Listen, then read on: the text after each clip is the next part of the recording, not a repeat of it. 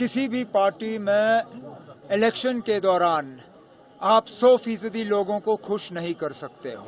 National conference के हक में आज एक हवा चल रही है।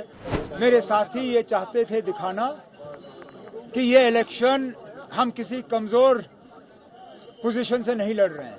जो वर्कर हैं उन्होंने आगा रूहुल्ला साहब, आगा महमूद साहब के जरिए से ये रिक्वेस्ट की, मुझसे गुजारिश की कि मैं बडगाम से भी इलेक्शन लड़ूं, क्योंकि खासकर बारामूला के नतीजों के बाद मेरे साथी ये चाहते थे दिखाना कि ये इलेक्शन हम किसी कमजोर पोजीशन से नहीं लड़ रहे हैं, ताकत की पोजीशन से लड़ रहे हैं। मेरे यहां 2 सीटों से लड़ना ये कमजोरी का ये सबूत नहीं है, ये नेशनल कॉन्फ्रेंस की ताकत का सबूत है।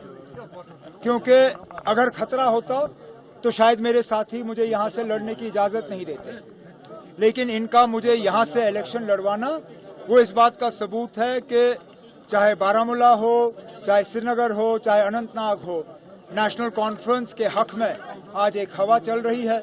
और उम्मीद करते हैं कि जब वोट गिने जाएंगे तो कामयाबी नेशनल कॉन्फ्रेंस की यहां पे होगी और जहां जहां हमारे अलायंस के साथी हैं वो कामयाब होंगे।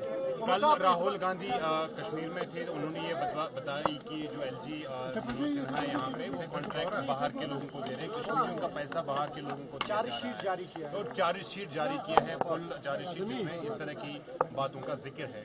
तो अगर आपकी सरकार आती है, आप चीफ मिनिस्टर बनते हैं, तो क्या इस तरह के इश्यूज पे तवज्जो दी जाएगी? बिल्कुल दी जाएगी। देखिए, हमने मंशूर के तहत पहले ही कहा है कि जो फैसले यहाँ लिए गए हैं असेंबली के जरिए हम दुनिया को बताना चाहेंगे कि जम्मू कश्मीर के लोग जो हैं उन फैसलों के हक में नहीं है।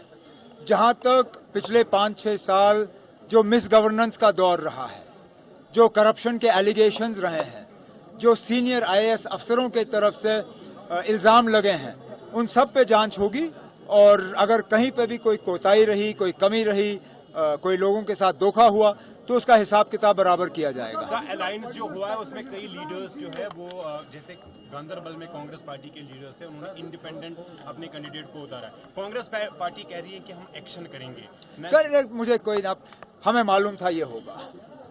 किसी भी पार्टी में इलेक्शन के दौरान आप 100% लोगों को खुश नहीं कर सकते हो।